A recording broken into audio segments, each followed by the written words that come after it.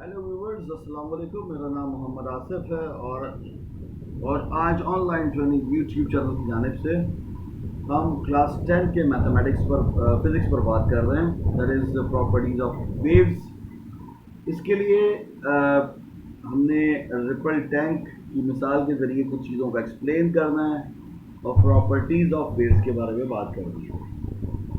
देखिए, जो ripple tank की अच्छी डायग्राम आपको दी हुई है किताब में, वो है पेज नंबर आप देख लें 3 पर बहुत अच्छी एग्जाम्पल दी है। मैंने एक रफ सी डायग्राम बनाई जो आप देख सकते हैं कि एक टेबल है जिसके ऊपर अरेंजमेंट ऐसा किया गया है जिसमें पानी स्टोर किया जा सकता है और इसके ऊपर एक डिपर लगा दिया गया है जो एक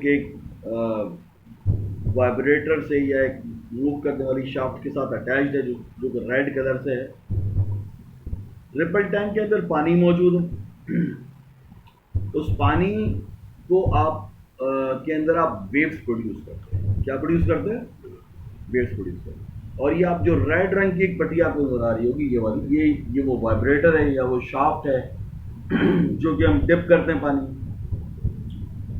तो इसके डिप करने की वजह से होता क्या है, पानी के अंदर वेव्स प्रोड्यूस होती है। ये आप देख रहे हैं, मैंने एक रफ सी डायग्राम बनाई हुई है। फॉर एग्जाम्पल, वेव्स प्रोड्यूस हो रही है।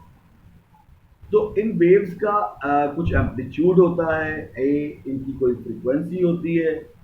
अब वो डिटरमाइन कैसे होती है कि इसका एम्पलीट्यूड क्या है और फ्रीक्वेंसी क्या है।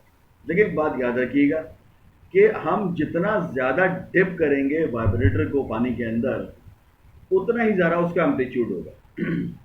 वाइब्रेटर को या डिपर को पानी के अंदर हम कम डिप करेंगे तो उसका पानी का एम्पलीट्यूड कम होगा, और अगर वाइब्रेटर को या डिपर को पानी के अंदर ज़्यादा डिप करेंगे तो एम्पलीट्यूड ज़्यादा होगा। तो दिस डिटरमाइंस कि आपका जो डिपर है उसकी जो डेप्थ है पानी के अंदर वो जा रहा है, वो डिटरमाइन करता है कि उसका एम्पलीट्यूड क्या है। तो roughly we can say that the amplitude is the depth at which dipper is placed or dipped in water. तो यहाँ पर हम इसको इजीली कह सकते हैं कि दिस इज द एम्पलीट्यूड ए हो गया। जो डेप्थ होगी डिपर की, वो आपका एम्पलीट्यूड है। अब जितनी रिपीटेडली वो डिपर पानी में ऊपर नीचे किया जाता है, डिप किया जाता है, वो उसकी फ्रीक्वेंसी को डिटरमाइन करती है। वो उसकी फ्रीक्वेंसी को डिटरमाइन करती है कि उसकी फ्रीक्वेंसी क्या है। फॉर एग्जाम्पल, अगर आपका डिपर 1 सेकंड में 1 मरतबा डिप होता है, 1 साइकिल कंप्लीट करता है, तो हम कहते हैं उसकी फ्रीक्वेंसी होगी 1 hertz.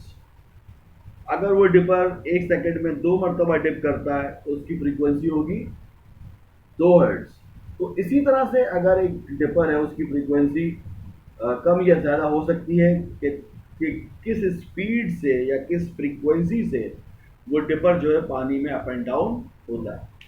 So this will determine कि आपकी जो फ्रीक्वेंसी ऑफ द वाइब्रेटर है या वाइब्रेशन ऑफ द डिपर है, this is the frequency of the waves और वाटर वेव्स। तो आई होप कि आपको ये बात समझ में आई होगी। तो ये आपका, अगर वेव का एम्पलीट्यूड है तो आपका ये इसको हम ए से डिनोट करते हैं। And how many times a wave is being produced per second, ये आपकी फ्रीक्वेंसी है।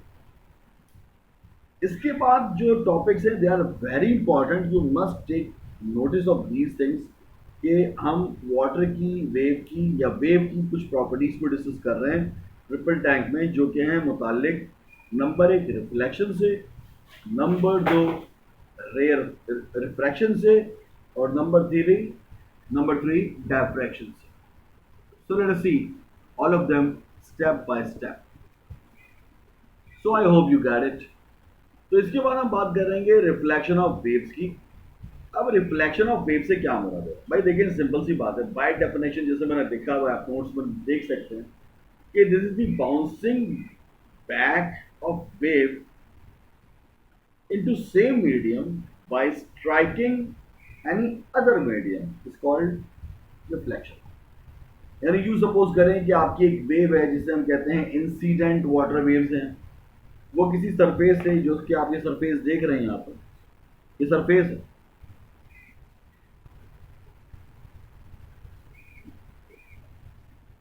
ठीक है ना। इस सरफेस से ये स्ट्राइक करती, तो टकरा इनसे स्ट्राइक करने के बाद होता क्या है, they move back into the same medium, यानी इनका मीडियम क्या था, वाटर था।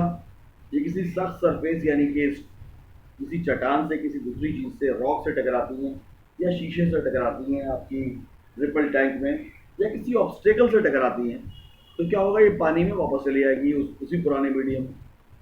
तो अगर मेरी इंसिडेंट वेव्स जो है वाटर की ये मूव कर रही हैं नीले रंग से, तो रिफ्लेक्टेड मेरी वेव्स कौन सी है, ये लाल रंग से जो आपको दिख रही है। इनको मैं डायग्राम से आपको यूं करके भी दिखा सकता हूँ। For example these are the waves, और ये वो वेव्स हैं जो कि टकरा के वापस आ रही है। तो कोई भी एक वेव जिस पॉइंट पी पर टकरा रही है, वहां से अगर मैं एक नॉर्मल ड्रॉ करूं, यानी कि उस पॉइंट से मैं 90 डिग्री का या 90 डिग्री का एंगल क्रिएट करूं, जो आप डैश लाइंस में देख रहे हैं यहाँ पर, ये लेकिन डैशेस में बना हुआ। This is angle of right angle, 90 degree का एंगल है ये। तो इस नॉर्मल के साथ जो वेव का एंगल बन रहा होगा आई, वही जो रिफ्लेक्टेड वेव होगी उसका भी एंगल होगा, यानी कि एंगल आई बराबर होगा एंगल आर के।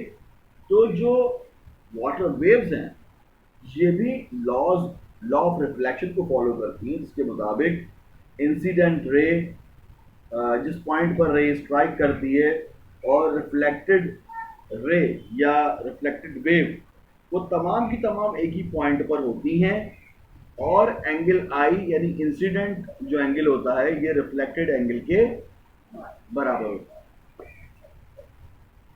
Okay, so now move to the next point। इसके बाद हम बात करेंगे रिफ्रैक्शन ऑफ वेव्स के। देखिए, रिफ्रैक्शन ऑफ वेव का फिनोमेना ये है कि जब भी इसको हम चलें बाय डेफिनेशन बोलते हैं, व्हेन अ वेव। सो इसके बाद हम बात करेंगे रिफ्रैक्शन ऑफ वेव्स की। देखिए, refraction of waves is a bit tricky, लेकिन बात इसमें भी तकरीबन वही है जो कि हम रिफ्लेक्शन ऑफ वेव्स में पढ़ चुके हैं। रिफ्लेक्शन ऑफ वेव्स में हमने क्या पढ़ा था कि एंगल आई बराबर है एंगल आर के। इसमें ऐसा नहीं होता, इसमें ये होता है कि एंगल आई जो है वो लेस देन होता है एंगल आर से, यानी कि एंगल आर बड़ा होता है एंगल आई से।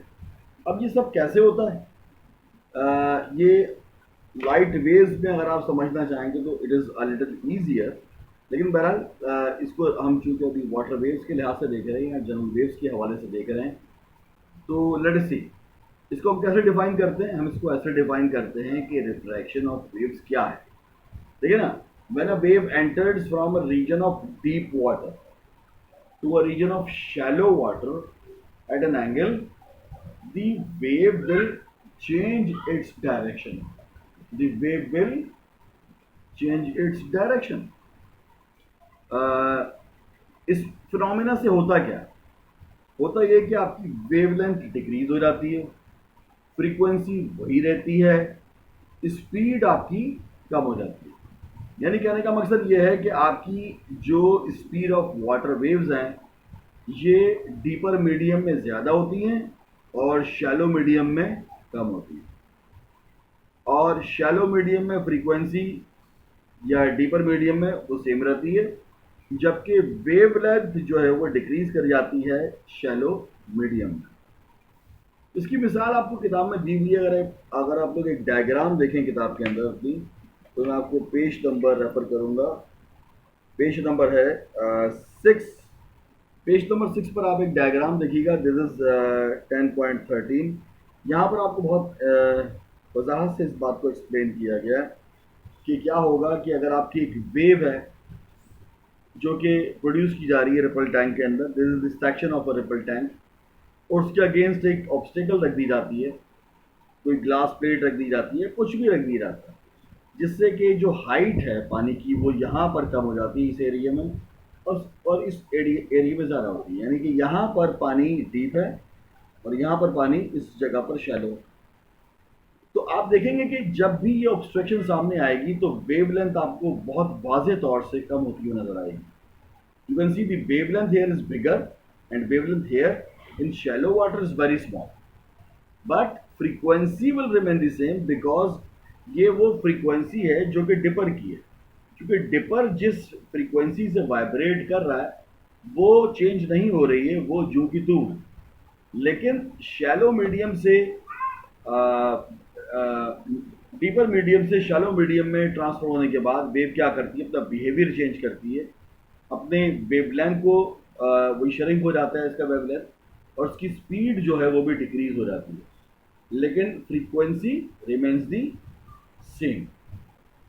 तो ये आपकी रिफ्रैक्शन ऑफ वेव्स से मुतालिक फिनोमेना है। तो अगर यही टॉपिक दोबारा हमारे पास ऑप्टिक्स में आया तो इस पर हम मजीद डिटेल में बात करेंगे, क्योंकि उस जगह पर ये फिनोमेना खासा एविडेंट होता है, खासा क्लियर होता है इसको समझाना, जहाँ पर हम स्नेल्स लॉ के जरिए और दीगर लॉस की मदद से जिस तरह से हमने अभी रिफ्लेक्शन ऑफ लाइट की बात की कि एंगल आई बराबर होता है एंगल आर के, तो वहाँ पर हम एंगल से इसको डिफाइन करना चाहेंगे, समझाना चाहेंगे कि कैसे आपका जब आप एक डेंस मीडियम से लाइटर मीडियम में लाइट वेव एंटर होती है तो क्या होता है, और उसकी जो बिहेवियर में क्या फर्क आता है। तो we'll see that in so refraction of waves के बाद हम देखेंगे डायफ्रैक्शन ऑफ वेव्स।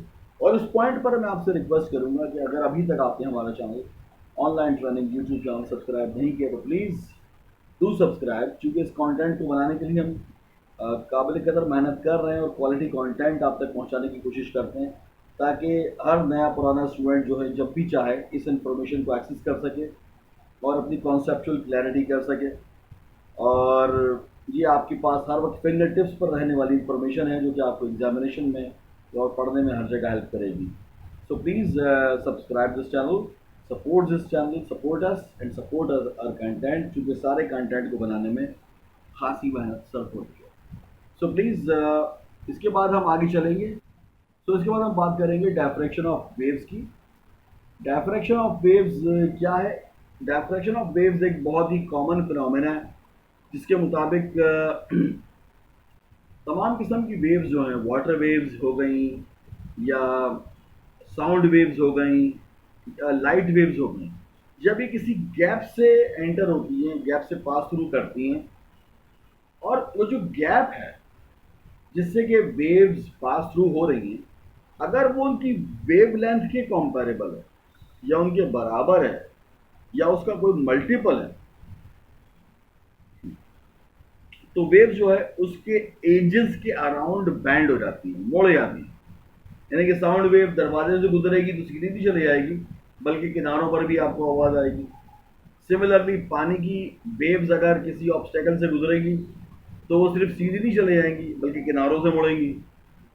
इसी तरह से लाइट अगर किसी बारीक स्लिट से गुजरेगी तो लाइट बिल्कुल सीधी नहीं चली जाएगी बल्कि उसके किनारों से मुड़ती हुई आपको नजर आएगी।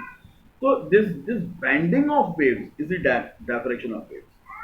And again I'm telling you, it is only significant when the size of the gap is about the same as the wavelength of